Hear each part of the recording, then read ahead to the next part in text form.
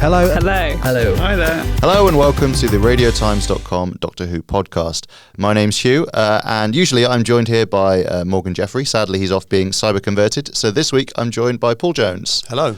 And we're chatting about Doctor Who Series 12, Episode 8, The Haunting of Villa Diodati. Ooh. Nice ghostliness. Thank you. So following on from last week's episode, they've headed off to catch up with Mary Shelley, Lord Byron, Percy Bysshe Shelley, Dr. John Polidori, and Claire Claremont.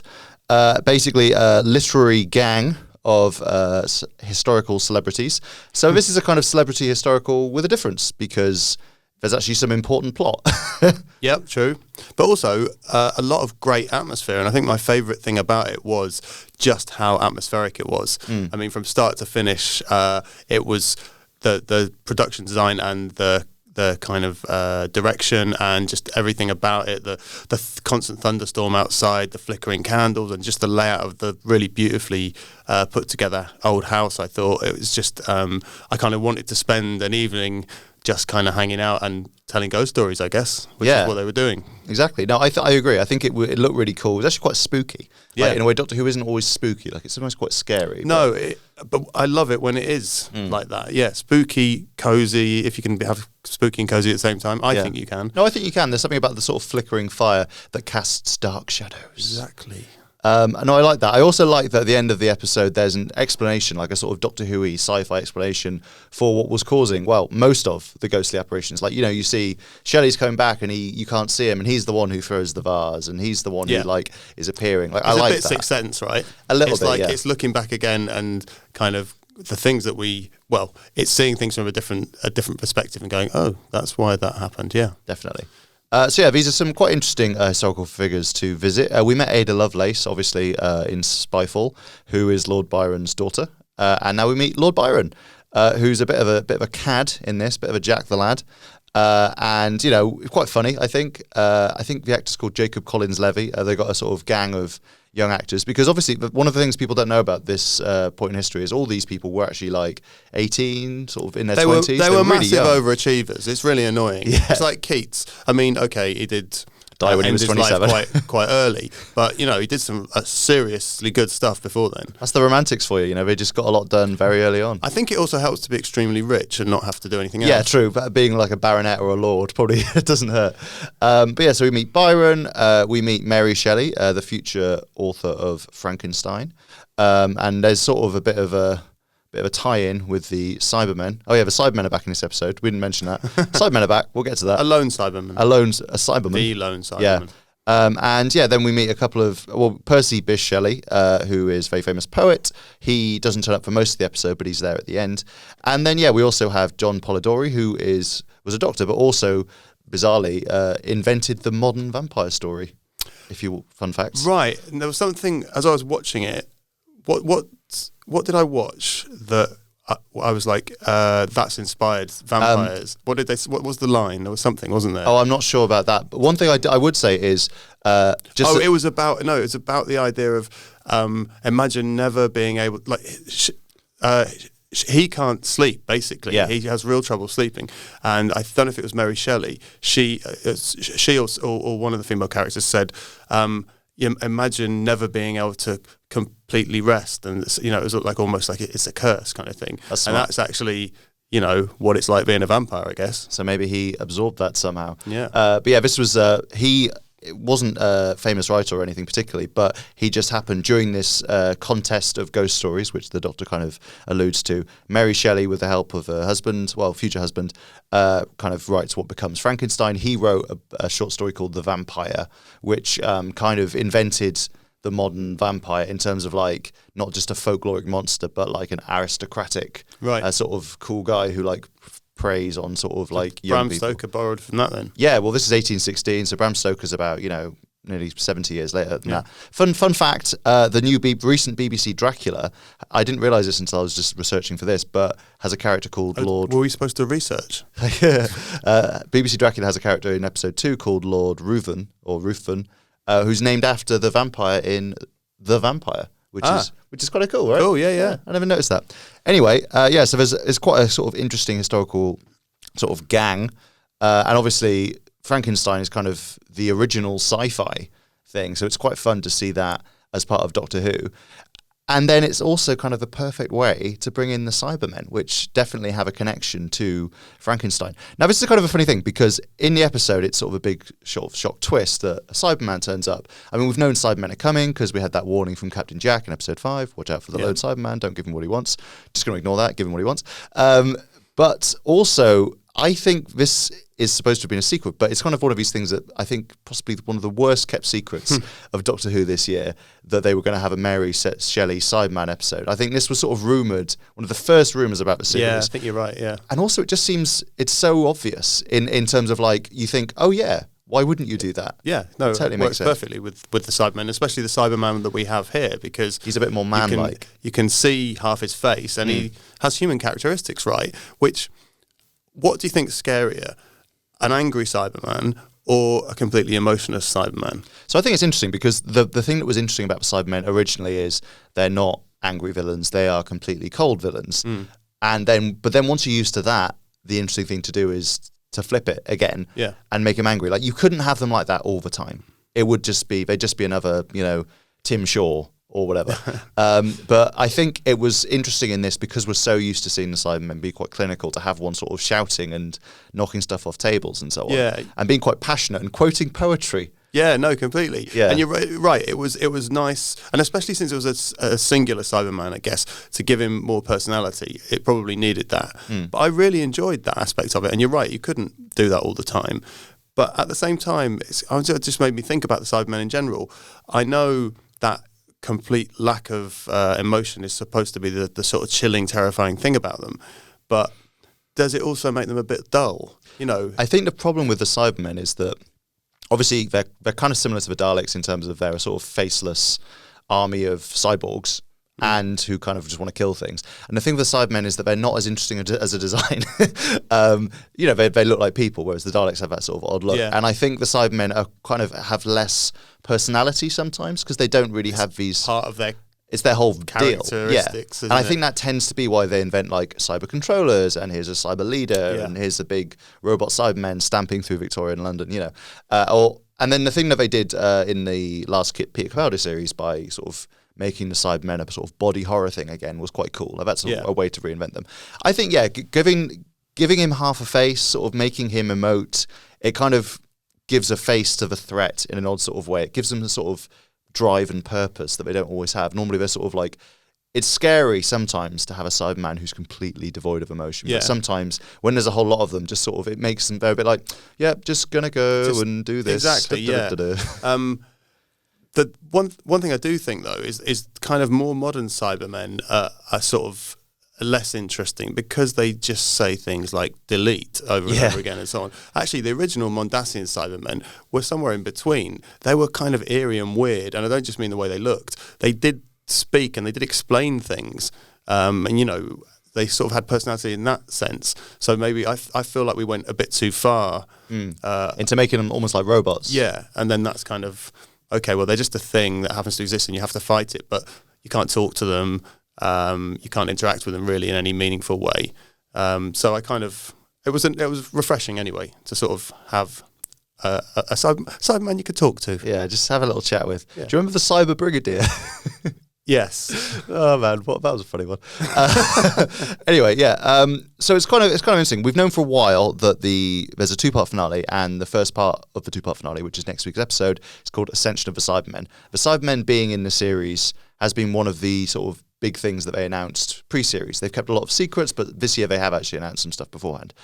I still think that, like, even knowing all that, it's fun to see them again, right? And it hasn't been that long since we've seen the Cybermen, but it's fun to see them, like we said, reinvented in this way, and also kind of teased as a sort of alien imperial threat, if you know what I mean. Yeah. Like, we've kind of always seen them, I think, in the modern series anyway, as something that arises kind of quite locally. Does that make sense? Yeah. The Doctor's never really thought them as like a spacey sort of... like the Daleks. Yeah, exactly. This is much more, they, like you say, they arose, and one of the interesting things that it ends with is the reminder that the Cybermen are inevitable, which, the Doctor admits, the Cyberman says, and the Doctor admits, and it's something that we've come across before, and I think they've arisen in different universes, parallel universes, and on different Earths and so on, and they always appear at some point. But you're right, there hasn't been this kind of the force of the Cybermen kind of. I don't know. Did it suggest that they were like? I don't know what it said about what their origins were in this case. I think we're just sort of supposed to assume it's the kind of Mondasian to like classic series to the versions that Neil Gaiman's episode invented. Version. Do you know what I mean? So it's kind of back to the original Cybermen in the sense that they are an attacking force from another planet. Totally. And also we've seen as well on that theme, we've seen some pictures or at least a little bit of footage of the new designed Cybermen who have the same body as the ones we've seen in recent years, but they have... we're currently wearing headphones, so I'm just sort of demonstrating to Paul. But they have bigger headpieces and sort of flatter faces, which is much more like they were in the 60s and 70s. Yeah, it's an improvement in my opinion. What was good about this one was he was you had half the face showing. It was very rusty and a bit beaten up. And similar to what they did with the Dalek in Resolution. Yeah. So that sort of worked for me. Sometimes I think the modern era Cybermen can be a bit just clean cut and plasticky and almost look like they're just action figures. And although it looks like they're going to be quite similar in the body, as you said, that extra bit of, I don't know, what do you call those things? Earmuffs. Yeah, the sort of piping that goes around the head. It sort of it is an improvement for me, definitely. Yeah. Obviously, the climax of this episode is the Doctor having to make a terrible choice, which he was warned of by Captain Jack. His warning was a bit pointless, as it turns out. She just did the opposite, and she probably would have, if she hadn't had the warning, I don't think anything would have changed. No, completely. That's a good point. Yeah, I mean, it makes sense in that I guess it means the companions know the stakes, right? That's the point of Jack's warning. Yeah. It's not just her who understands what the Cybermen are and that they're bad and blah, blah, blah. He had to try anyway, right? He had to have a go. And it was a nice, built up some tension for us. Totally, yeah, for the audience. A lot of it, oddly enough, a lot of stuff in a TV show is for us, the audience, watching at home. But yeah, so the Doctor has this choice. She kind of has it twice, right? The first time she is decided, will she save Shelley or, let him die and then possibly save billions of lives? And then basically Ryan's like, yeah, get him, bye Shelley. And then the Doctor kind of says like, no. And I thought she was going to say, we can never trade lives, one man, blah, blah, blah. Like the trolley problem. If she condemns one man to die, that's terrible. It's like so Ryan was taking the Spock view. Yeah. The needs of the many outweigh the needs of the few. The needs of the few. But yeah, no, sorry, go on. Well, I was saying it was a little bit as well, like in The End of Time when David Tennant's like, shall I let Wilf die or kill me? I mean, it's a bit more different because it's personal sacrifice, but in a way, like he says in that episode, I could do more. Like the Doctor obviously is a more important person and could save people in the future, but he still chooses Wilf. In this, I thought that's what they were doing, but then what the Doctor says is basically, but Shelley's really famous. Yeah. He's really important. So, and it's a good point in that it's like, oh, if Shelley dies, who knows what will change? But I was kind of like, so if it was Byron's butler, would you be like, sorry, mate? Yeah, no, totally. It was a bit vague as well because she was kind of saying, well, he's written all this great art and produced all this great art, and that has an impact on people and the way they think and everything, and that's a big thing to lose. I mean, the impact that it has on people, it probably didn't have on more than a few billion, which is what we're talking about would die if you don't sacrifice him. But also, it was kind of she was suggesting that. She went on to suggest that then actually it's the butterfly effect kind of thing. Yeah. That actually, Ryan, your world won't exist at all. You won't exist, and it kind of that's not always been the case when the Doctor's talked about changing something in the past. Yeah. And it kind of seems a bit random what the rules are about this stuff. Well, it's a bit like, to be honest, like in Spyfall when she decided to erase the memories of Ada Lovelace and Noor Inayat Khan. She does that, and then in this one, she's like, Mary Shelley knows that there are like robot monsters from space. That seems fine. Yeah, just gonna leave that, which is how it normally is. I sort of understand why they erased memories in the first episode, and the Doctor has this sort of choice again later on, where the Cyberium. I'm a little bit confused about the Cyberium. So it's some sort of liquidy metal thing that contains an AI that could help rebuild the cyber army. Right? Is that the vibe? I think so. Yeah, it's got it's basically all the knowledge of the cyber. army, the cyber It's civilization, like a hard drive kind of. Yeah. Sent back by time by the enemies of the by Cybermen. someone, who wanted that to never happen. Yeah. Obviously, you can't be destroyed in that case, I suppose. Yeah, I guess it can't be destroyed. But also, it seems like they maybe built into it this defense thing, because I don't understand why the Siberian would have a defense against Cybermen.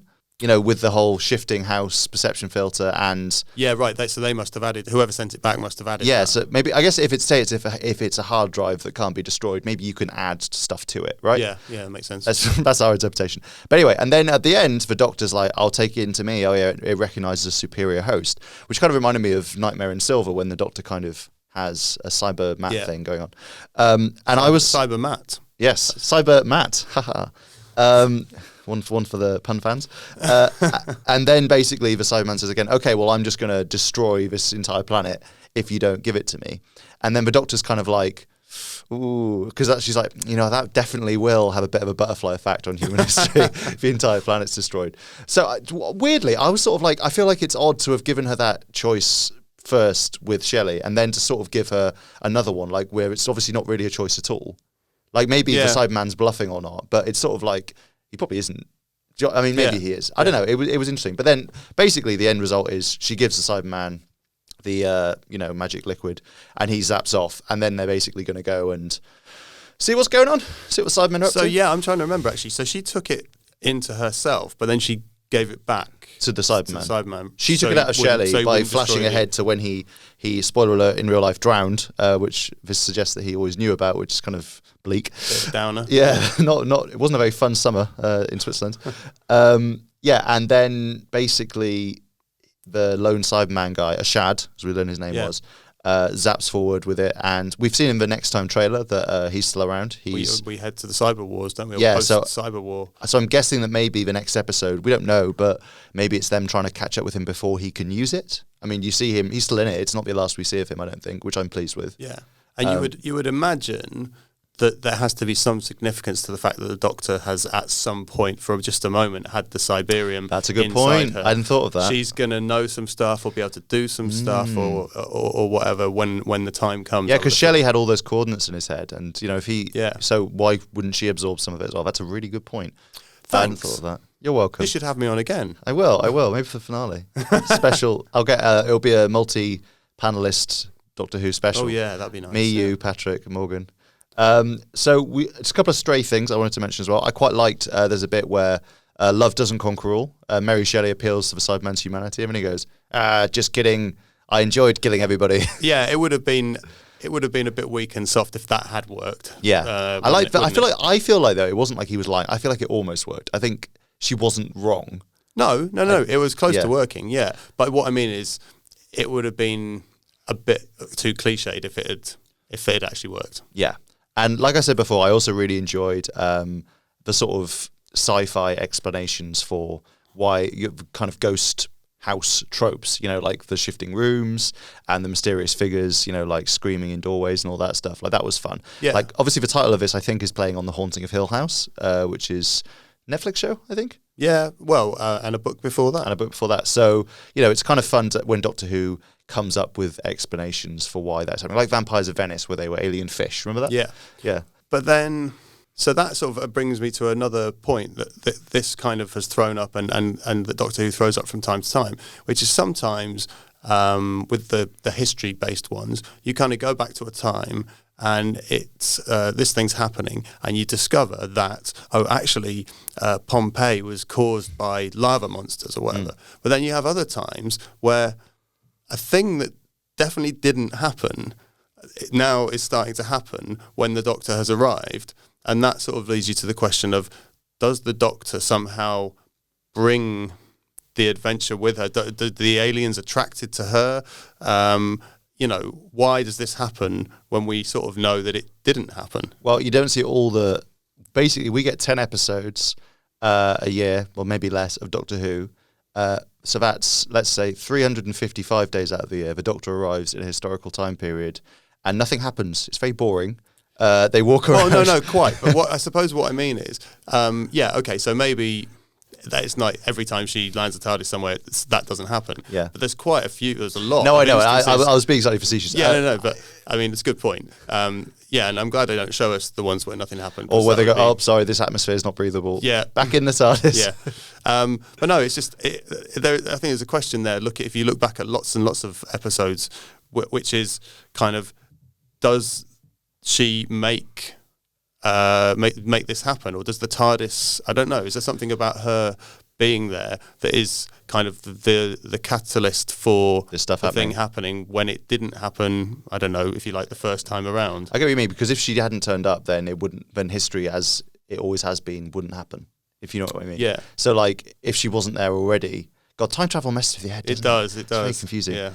One thing actually, slight pivot, but I meant to mention this earlier. One thing I like this episode is the bit where she kind of just tells her companions, "No, you're stupid, and I'm going to do what I want to do." Yeah, she really goes off on one a bit, doesn't she? Yeah, she says sometimes it's not a very flat team structure. Sometimes it's me. It's sort of in the atmosphere. It's sort of a combination of she's telling them that she's much smarter, but actually it's also, look, I have to take on this responsibility that you don't have to take on. In the end, it's down to me. It has to be down to me. And it was kind of I read it as kind of, it's a bit angry that, God, why do I always have to make these really tough decisions? Yeah, no, I like that a lot, and I will say as well, of all, they've made this joke of it's a very flat team structure a few times, but of all the sort of Doctor Who TARDIS team lineups, this is one of the least flat team structures.